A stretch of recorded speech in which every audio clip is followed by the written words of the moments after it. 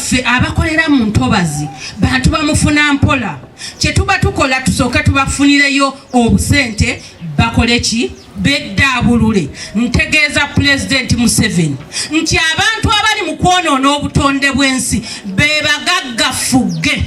Tewali mwavu asobola kugula mu lutobazi, tewali mwavu asobola kuleeta byuma n'azimba mu lutobazi. Abazimbye mu ntobazi bagaggafuge ate nga bakuumwa na mmundu. Genda ku Express wano, Munyonyi Express, awo wonna bagagga be bazimbyewo, bagagga ate bakuumwa na mmundu.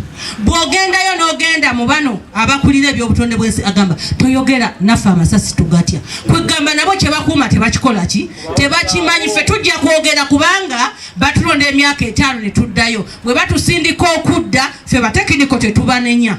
Kubanga oyogera ki ku Pulezidenti nga yakuwa byonna byokola, bw'onoyogera ajja kugoba. Naye nze ninda myaka 5 ne bankomyawo ba ne batankomyawo. Kati ffe tujja kwogera kubanga ffe tubawo ekyokukola. Bwe tugaa nti mukole kino nga mukikola, mwe musirike ffe tujja kukola ki, tujja kwogera kubanga tumanyi temulina bwogerero, temulina bwogerero oliye mukama wammwe. Naye tubagamba tuyina moviti Saabagabo Makindye yazimbira ddala mu lutobazi, abantu baafa wano Enyanama kuzana.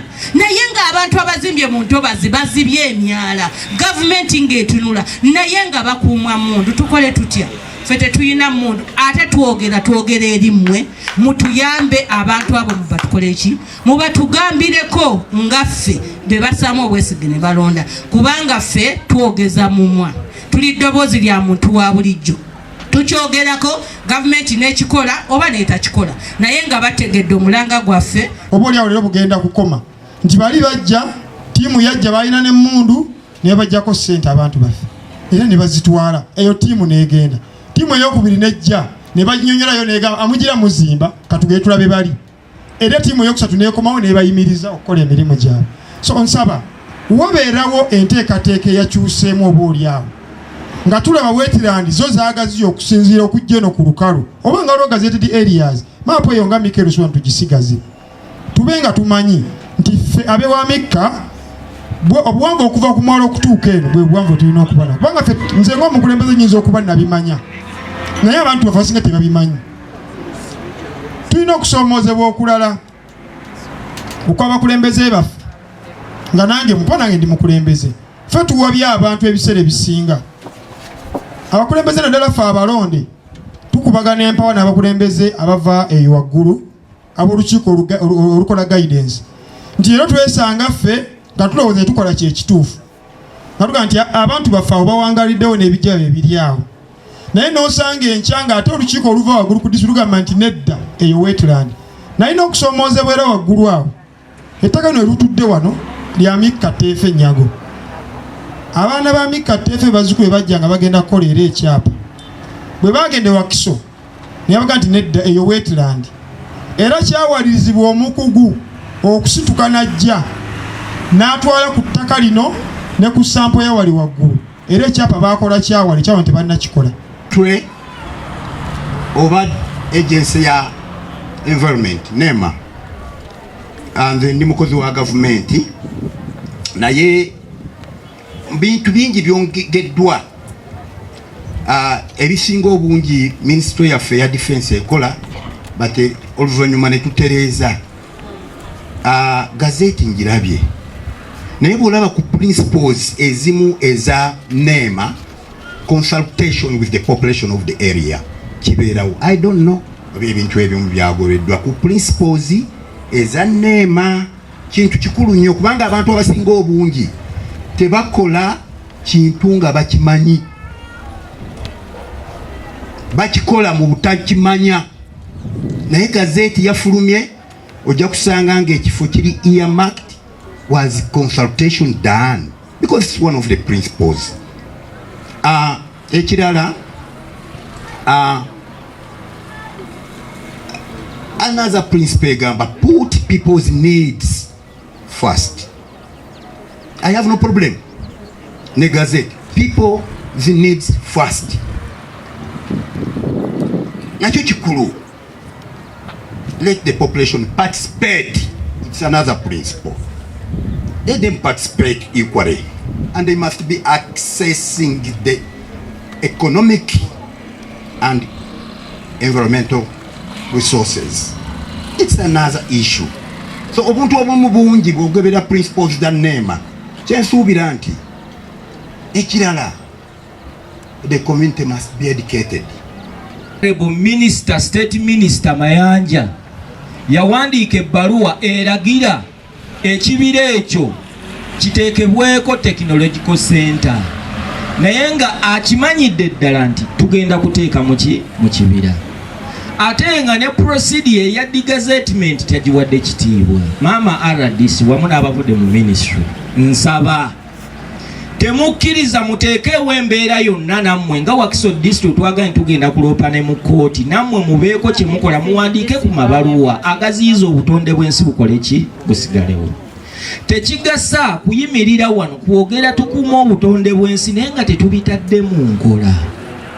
Meja Jeno ku kibira kiri kuliko kaakati miriro, naye bw'obadde ojja wano ndabye emiriro nga gikuwerekera, naye nga district y'e Wakiso twasabye ng'ennaku z'omwezi 7 tugende ku ttaka ly'ekibira tulirambule. Mbadde nkusaba Mejo neegatteko n'abakuwerekera ddala ogenda olaba obutonde bw'ensi bwe bukola ki, bwe buggwaawo. Manyi agenda mulekayo, bwe twakoma ogendayo nga tumaze okuzibukula ensalosalo zonna baatuzza na mmundu, naye ng'ate be bakola amateeka ate be bagamenya, ne tugamba nti mu Uganda tuddukirewa. Pulezidenti Museveni bw'ayimirira agamba nze n'obutonde bw'ensi tetuteŋŋana, naye nga tamanyi nti okutwala ekibira you have to digazeti, n'oligazetinga ettaka erifaanana ekyo kyennyini ne value n'otwala wali, naye yatutte butwazi tunamwongera akalulu nedda. Ebyo nga tubivuddeko. Abantu bawanena mayumba, abantu bangi nnyo be bagobye mu Kampala, be mulabye n'enguudo zeziyiseemu bazze baguze mu Ntobazi. Mpulidde okwennyamira ng'omukulembeze w'abakyala akiika ku district ng'ayogera nti omwana w'obuwala ali bweru asula atunula, naye yaweereza sente ze ne bamugulira mu Ntobazi era batandise okuzimba. Tetugenda kuttira ku muntu kuliisa ekikwatagana n'Entobazi, si lwakalulu, kubanga bwe tunaakufiirwa tugenda kuba tetugenda kuddamu kulaba.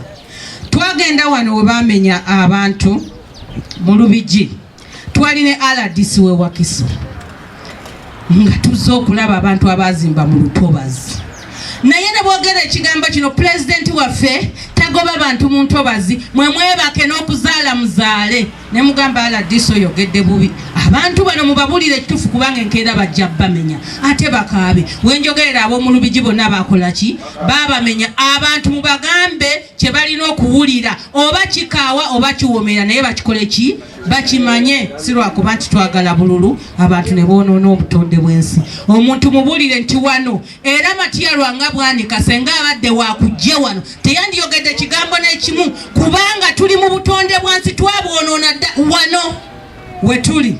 Eyazimba yali tamanyi nti buno butonde bwansi. Lutobazi luno Lutobazi oba mwagala okiwulira oba temwagala kukiwulira, wano we tuyimiridde Lutobazi.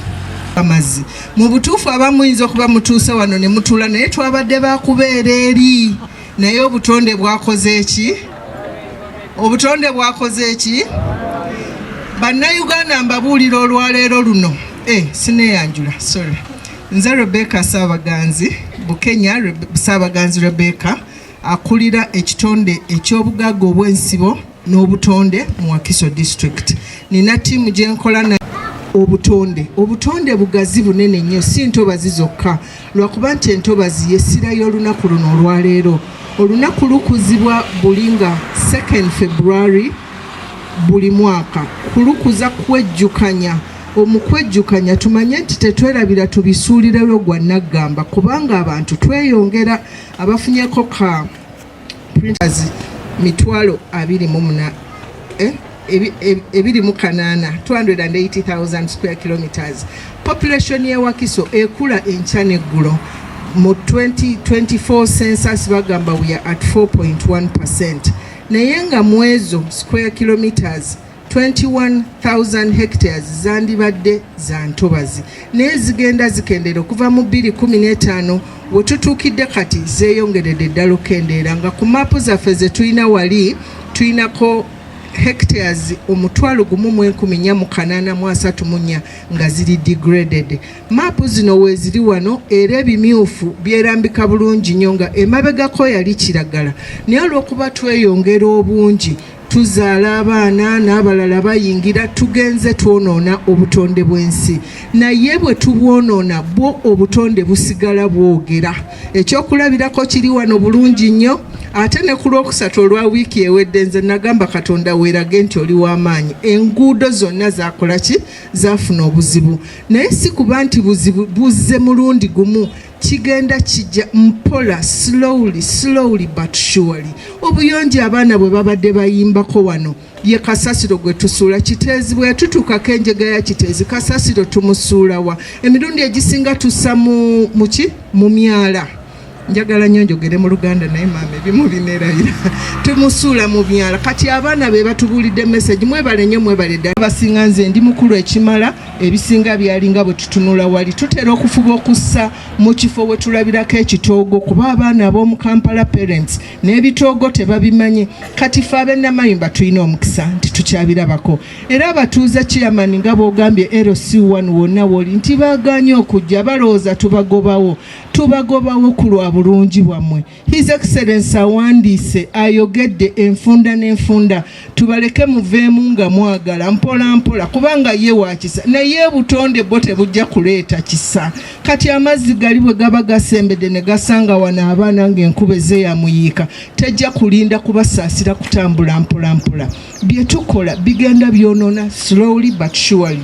Obutonde kuba biina kye bigasa abantu b'e Wakiso eggwanga lyonna ensi yonna ne Wakiso era twagala okukuba omulanga eri bannakyewa eri banna individuals gwe Ssekinnoomu. Ennaku zino nakola strike sikyakwata buveera kuva mu supermarket bwe tunaabeera abantu nga 10 abatudde mu tenti eyo ennene maaso nammwe abali wano ffenna ne tugaana okukwata obuveera tubaako kye tukola kubeera sijja busuula mu butonde ate era sijja kuda funayo ensawo yo funayo ekipapula kyo recycling obe ng'okikola cumulatively tujja kuba tukola tutonda bwe cleaning. It's a self-cleaning mechanism but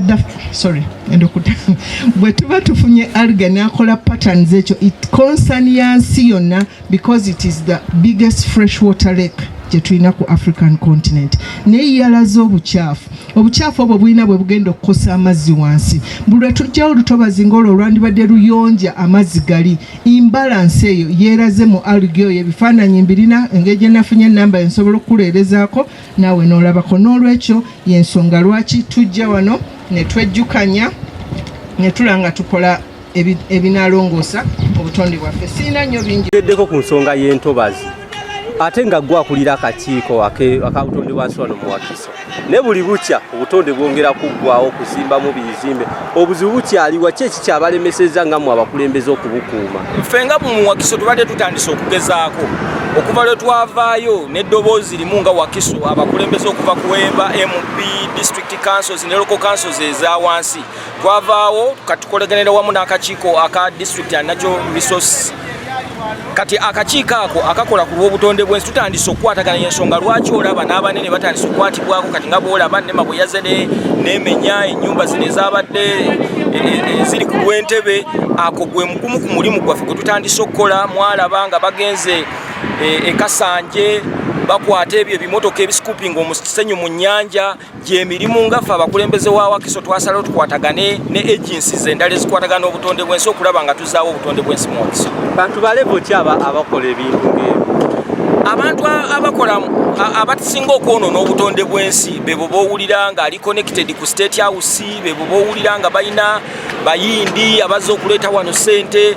Kati okwatanga ku luguudo luno olw'Ekakiri osiŋŋaana amakampuni agali awo g'Abachina bakola mbaawo mu miti biki naye ng'obutonde bw'ensi babwonoonye nnyo kubanga factories abo baziteeka ate mu ntobazi mwennyini. Kyalemye okutaasibwa bukyavaawa? Obuzibu bukyava abantu tebalina bantu tuli bangi ate muli muntu ayagala wano Wakiso. Oli bwakugamba nti ngenda kugula ploti Wakiso oli alabya ddanga ali mu kibuga so nga omuntu kwata obukadde bwo 10 n'ogula wano mu Lutobazi nawe wolabirako ddala akutte kubo n'okkirireyo wansi ekyankwanza kyaliyo batunda eka obukadde 5 n'ogenda oguleyo nze amagezi gembawa bantu baseeseetukeko tuleme kutunuulira wano sente zetuwonoonera wano nyingi sente ezo zebayimiriza abaakayumba kusinza ku sente zeboogera zigula eka nga 8 awantu awaki awalanze mpa amagezi abantu berekereze wano okumpi bakkirireko wansi wakyaliwo awantu awagazi bantu basobola okukolera ekyamazima nga tetuyinza kuleka ettaka eririra ku Lutobazi kwennyini okwonooneka nga tukola ki nga tulaba lwaki nti buli lwe tujja amazzi gano buli nkuba lwetonya eyina ennyumba zeesuula wano lwakuba nti abantu tebayinza kukikkiriza kuvaayo kukyogera ennaku ziringa nnyo enkuba yatonya wano naye noona ennyumba ziri awo waggulu zonna ziri batema infact kitoogo ne basembera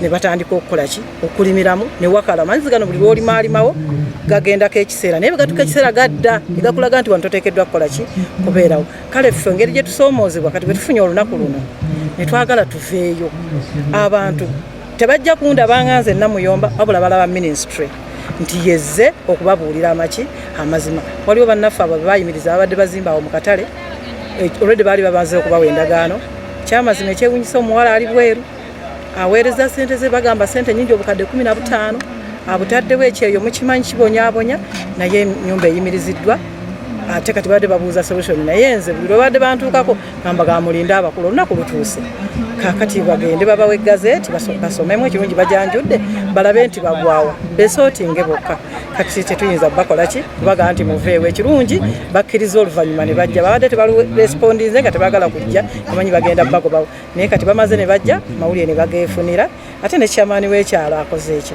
abadde ababula ekirungi ali open abadde ababulya nti awo temugula ate bo ne bakola ki ne bagula ekyalo Mikka kyonna kiri mu Lutobazi kiggwawo obuzibu buvuddewa mukama wange obuzibu bwensobola okutandika okubeera nga mbusongako bwatandikira kubeera nti abakulembeze abamu tuyinza okubeera nga ssaawa zino tebaliiwo bebaawa ebbeetu okubeera nti abantu bano bagula ebifo amazzi wegakola ki wegatambulira ne wegatuuka mu budde buno wabeera obuzibu nti gavumenti efiirwa nnyo ensimbi z'omuwoomusolo ng'eriira abantu bano nga bagamba nti ffe tulina ebifo ng'ate biriko n'ebyapa kati awo ensabira nti bannaffe abali mu gavumenti abagaba ebyapa babeere nga ddala basooka okulambulula abantu bano n'obalambika nti ebifo bye mugendamu kino na kino bwe bifaanana n'olwekyo bwensabira n'abakulembeze bennyini abali ku kitundu wano wansi wetutandikirako basentebe babeere nga bafuna ebifo byennyini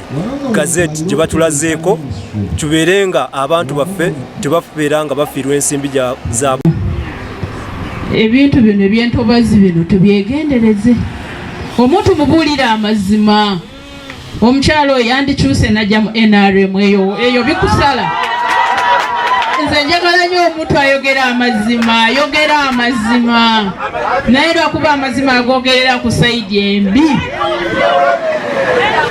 omuntu bw'abazze okugula tuyina ba buloka tukuuma obutonde bw'ensi buno kintu kikulu nnyo nalabyawo Lake Victoria ebyomulaba Lake Victoria emigga gino gyonna gikuŋŋaanira mu Lake Victoria emigga gino enkuba bw'etonnya mugende Kampala batasuweji ne bitambula ng'enkuba etonnye tutunuulidde wano obuveera buli awo boogenda ne bakuuma pulaani bataasa obulamu bwo bwe tujja ne tugaba naye essomero lino Treasure Wamika tusooke tulisembezeeko ku kasozi tutaasa obulamu bw'abaana abo enkuba bw'etonnya amazzi ne gajjula wano ng'omwana ali ekibiina n'ekimenyeka ng'omuzadde akaayana nti essomero lyaffe sigenda wali bannange bagenda kutujja baba bataasizza obulamu bw'omwana wo mu ofiisi zaffe z'aba RDCs mugamba nti abo